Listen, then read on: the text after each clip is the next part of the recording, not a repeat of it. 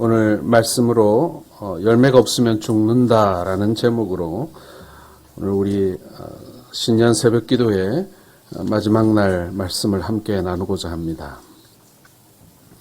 자, 오늘 여러분이 우리가 함께 읽었듯이 오늘 본문의 말씀은 이 무화과 나무의 이야기 그리고 성전에 관한 이야기가 함께 기록되어져 있습니다. 어릴 적에 이 무화과 나무에 관한 성경 공부를 이렇게 하고 나면 그때 기억이 나는 것이 이 무화과 나무가 참 불쌍하다 그런 생각을 가진 적이 있습니다. 왜 많은 나무 중에 하필 이 무화과 나무가 예수님을 만났을까 이런 생각 말입니다. 그래서 성지순례 갔을 때 실로암 연못가에 이 무화과 나무가 이렇게 좀 많이 자라 있었는데 그 무화과 나무를 이렇게 보면서 이 말라 죽은 무화과 나무가 생각이 나면서 뭐라 그럴까요? 이 좀 안 됐다 이런 생각이 들었던 기억이 있습니다. 참 하필이면 왜 이 많은 나무 중에 이 나무가 예수님을 만났을까? 참 재수 없는 나무구나. 그렇게 생각한 적도 있습니다. 그리고 좀 더 커서 깨닫게 된 것은 이 나무가 열매가 없어서 죽었구나. 이 정도로 생각을 했죠. 그리고 제 자신을 생각할 때에 늘 열매를 맺지 못한다라는 자책감을 가지고 살 수밖에 없었습니다. 이건 목사가 되어서도 마찬가지인 것 같습니다. 그리고 또 오래간만에 다시 본문을 만나게 되었는데 자, 오늘 말씀 가운데 무화과 나무가 열매가 없다고 예수님께서 말라 죽이십니다. 우리 예수님 얼마나 선하신 분이십니까? 인정이 많으신 분이잖아요. 사랑도 많으신 분이십니다. 그런데 왜 예수님께서 이 무화과 나무를 말려 죽게 하셨을까요? 오늘 본문은 우리에게 마가의 눈을 통해서 명확하게 그 이유를 우리에게 보여주고 계십니다. 자, 오늘 읽어보신 것처럼 본문이 독특하게 엮여 있는 것을 볼 수 있습니다. 자, 마가복음 11장 12절에서 14절을 보면 오늘 우리가 읽었듯이 무화과 나무의 이야기가 나옵니다. 그리고 15절부터 19절을 보면 성전을 정결케 하신 사건, 예수님께서 성전을 정결케 하신 그 사건의 이야기가 나오고, 그런데 다시 이어서 20절에서 21절을 보면 다시 무화과 나무가 등장하고 있습니다. 이 구조가 독특하지 않습니까? 어떻게 보면은 무화과 나무 이야기 사이에 성전 정결 사건이 이렇게 끼워져 있는 그런 모양새가 바로 오늘 우리가 읽었던 본문의 흐름입니다. 먼저 생각해 보아야 할 것은 왜 예수님께서 무화과 나무를 말라 죽이셨을까 하는 것입니다. 여기서 제가 좀 이해하기 힘든 부분이 있었습니다. 무화과 나무가 불쌍하기도 하고, 왜냐하면 대부분의 해석은 그렇습니다. 예수님도 사람이신데 먹을 것을 찾았는데 없으니 화가 나서 저주하신 것이다. 이렇게 생각하는 것입니다. 아마도 주일학교 학생들은 이렇게 생각하는 경우가 거의 다반사일 것입니다. 만약 이것이 사실이라면 해석에 문제가 있습니다. 예수님께서 배가 고파서 저주를 하시다니요. 어떻게 그럴 수 있습니까? 몇 가지 문제가 나오죠. 먼저 오늘 이 예수님께서 이 무화과 나무를 말려 죽이신 시기는 무화과 나무 열매를 맺는 철이 아니라는 것입니다. 무화과 나무에 열매가 없는 것은 당연한 것입니다. 철이 아니니까요. 그런데 열매가 없다고 해서 때를 쓸 수는 없지 않습니까? 왜 지금 열매가 없냐고 그렇게 말할 수는 없잖아요.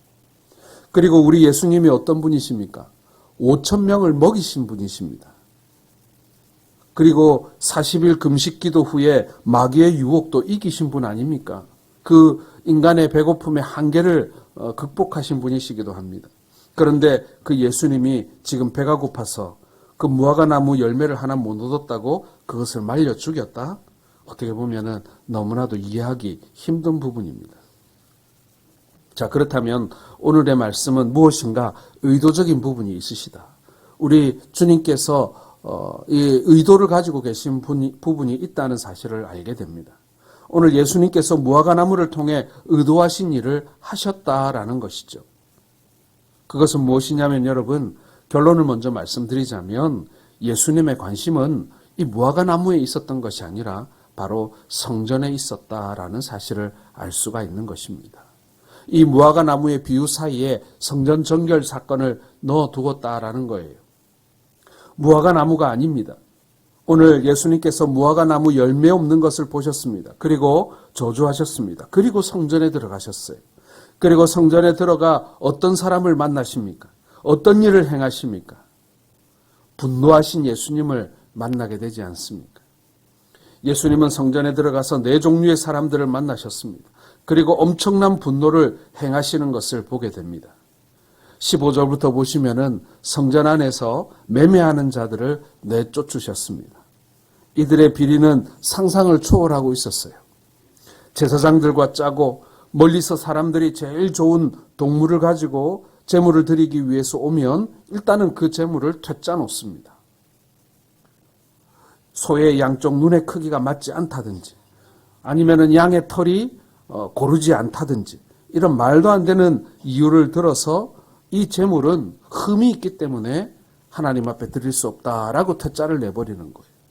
그리고는 그 근처에 있는 상인들에게 그 좋은 제물을 그냥 헐값에 팔도록 그렇게 만들고 자기들이 가지고 있는 자기들이 흠 없다라고 인정하는 다른 제물을 비싸게 사도록 그렇게 이 사람들이 농간을 벌이게 되는 것입니다. 그 짐승을 이끌고 다시 고향까지 갈 수 없으니 그곳에서 처분하고 제사에 쓸 수 있는 제물을 그 자리에서 비싸게 다시 사는 것이죠. 이런 식으로 상인들은 폭리를 취하게 됩니다. 이 상인들이 이 제물의 이 당락을 결정하는 게 아니라 제사장들이 결정하잖아요. 그러니 제사장들이 제물을 퇴짜를 많이 놓으면 많이 놓을수록 이 상인들의 이 장사가 더 잘 되는 거예요. 두 번째로 돈 바꾸는 자들이 등장합니다. 성전 안에서 성전세를 받고 있는데 지금식으로 얘기하자면 이 외국 돈은 안 받는 거예요. 그래서 순례를 오는 외국 유대인들이 많았는데 이때 환전을 해주는 것입니다. 그리고 돈을 벌었던 것이죠. 또한 비둘기 파는 자들도 있었습니다. 그리고 성전 안에 아무 기구나 가지고 다니지 못하도록 예수님이 하셨다 그랬는데 그 말은 여러 가지 기물과 도구들을 성전 안에서 이 순례자들과 제사하러 온 자들에게 파는 사람들이 있었다. 쉽게 말씀드려서 성전 안에 잡화점을 연 사람도 있었다라는 것입니다. 저는 이 장면이 뭐처럼 보이냐면 고속도로 휴게소 가면은 온갖 물건 다 파는 가게들 하나씩 다 있잖아요. 그렇죠? 저는 성전 안에 그런 가게가 생겼다라는 생각이 듭니다. 이 네 종류의 사람들의 공통점은 뭐냐면요. 성전을 통해서 이득을 취하는 사람들이었다라는 것입니다. 이득을 얻기 위해서 대제사장들과 결탁을 했죠. 대제사장은 원래 성전 밖에서 해야 할 일들을 돈을 벌게 하기 위해서 성전 안으로 그들을 상인들을 끌어들인 것입니다. 성전에서 장사를 합법화시키면서 완전히 전매사업화 해버린 것이죠. 아마도 성전 밖에 있는 장사들보다 성전 안에 있는 장사들은 좀 비쌌을 것입니다. 왜냐하면 제사장에게 이걸 또 세를 줘야 했기 때문에 상납을 해야 됐기 때문에 더 비쌌겠죠. 그런데 제사장은 뭐라고 했을까요? 이 성전 안에서 매매하는 사람들은 특별하다. 이 사람들의 재물은 다 정결하다. 아마도 그런 식으로 그들의 장사를 돕지 않았겠습니까? 사랑하는 성도 여러분, 성전이 못하는 곳입니까? 하나님께서 임재하시는 곳 아니겠습니까? 하나님이 없는 곳은 성전이라고 할 수 없잖아요. 그런데 오늘 하나님은 없습니다. 장사치들만 있는 것입니다. 예수님은 이것을 참을 수가 없었던 것입니다. 가장 중요한 것이 성전 예배인데 예수님은 그것을 경고하기를 원하셨던 것입니다. 그래서 제자들에게 오늘 예수님이 행하신 그 성전을 정결케 하신 그 사건의 의미를 제대로 기억하고 깨닫게 하기 위해서 무화과 나무의 실물을 가지고 오늘 제자들에게 이 사건의 전모를 설명하고 계신 것입니다. 마가는 이 무화과 나무 사건에서 성전 정결 사건을 중간에 집어넣습니다. 성전에 대한 내용은 더 이상 나오지 않아요. 즉 예수님은 성전을 보시고 결심한 것이 있는 것입니다. 그리고 제자들이 오랫동안 기억하길 원하신 거예요. 그래서 일의 순서의 탓도 있지만 무화과 나무 사건을 양쪽에 붙여놓은 것입니다. 하나님 없는 성전에서 자기의 유익만을 추구하는 자들에게 무화과 나무에 비유를 하신 것입니다. 열매가 없는 무화과 나무와 같다. 저들은 열매 맺지 못하는 무화과 나무와 같다. 그래서 결국에는 말라 죽을 수밖에 없는 그러한 운명이다. 그것을 경고하신 것입니다. 사랑하는 성도 여러분, 우리는 오늘 예배하러 나옵니다. 과연 이것보다 더 중요한 것이 있을까요? 그런데 우리의 마음에 잡동사니가 가득하다면 어떨까요? 마치 고속도로 휴게소에 정말 도대체 뭘 팔고자 하는지 모를 만큼 수많은 물건들을 쌓아놓고 파는 그 가게처럼 말입니다. 하나님만 있어야 하는데 여러 가지 복잡한 생각들에 사로잡혀 있습니다. 과연 여러분들은 어떻습니까? 내 안의 성전에 하나님만 계십니까? 아니면 여전히 잡동사니로 가득 차 있습니까? 하나님만을 생각할 수 있는 여러분들 되시기를 주의 이름으로 축원합니다. 다른 복잡한 생각으로 고민하지 마시고 성공적인 예배, 승리할 수 있는 삶을 살 수 있게 되기를 주의 이름으로 축원합니다. 우리에게 어떻게 고민이 없을 수 있겠습니까? 왜 우리에게 갈등이 없을 수 있겠습니까? 그건 우리가 인간으로 살아가기에 당연한 것입니다. 그러나 그것이 늘 우리 안에 가득 차 있어서 도무지 하나님을 예배하지 못할 만큼, 아니 하나님을 예배하는데 회방이 될 만큼 나를 사로잡고 있고 그리고 나의 또 다른 우상이 되어 있다면 그것은 걱정스러운 일이 아닐 수 없다라는 것입니다. 또 하나 우리가 발견해야 할 것은 열매에 관한 것입니다. 자, 강조가 무엇이든 간에 이 무화과 나무는 열매가 없어서 죽었습니다. 사랑하는 성도 여러분, 이 이야기가 참 무섭지 않습니까? 우리는 어떻습니까? 열매가 있습니까? 아니면 열매가 없습니까? 열매하면 생각나는 것이 저는 늘 한 영혼을 전도하는 것, 그것이 저에게 있어서 늘 열매라는 단어 속에 들어있는 생각입니다. 그러면 솔직히 할 말이 별로 없어요. 우리는 다 말라 죽어야 하는 무화과 나무 신세가 될 수밖에 없습니다. 한 영혼 전도하기가 얼마나 어렵습니까? 그렇다면 다른 열매를 찾아보겠습니다. 예배에 열심히 참석합니다. 봉사합니다. 헌금합니다. 선교합니다. 과연 이것이 열매입니까? 예, 이것도 분명 열매인 것은 사실입니다. 자, 이 부분에 대해서 마태복음 3장 10절에 뭐라고 말씀하고 있냐면요. 이미 도끼가 나무 뿌리에 놓였으니 좋은 열매 맺지 아니하는 나무마다 찍혀 불에 던져지리라. 이런 말씀이 나옵니다.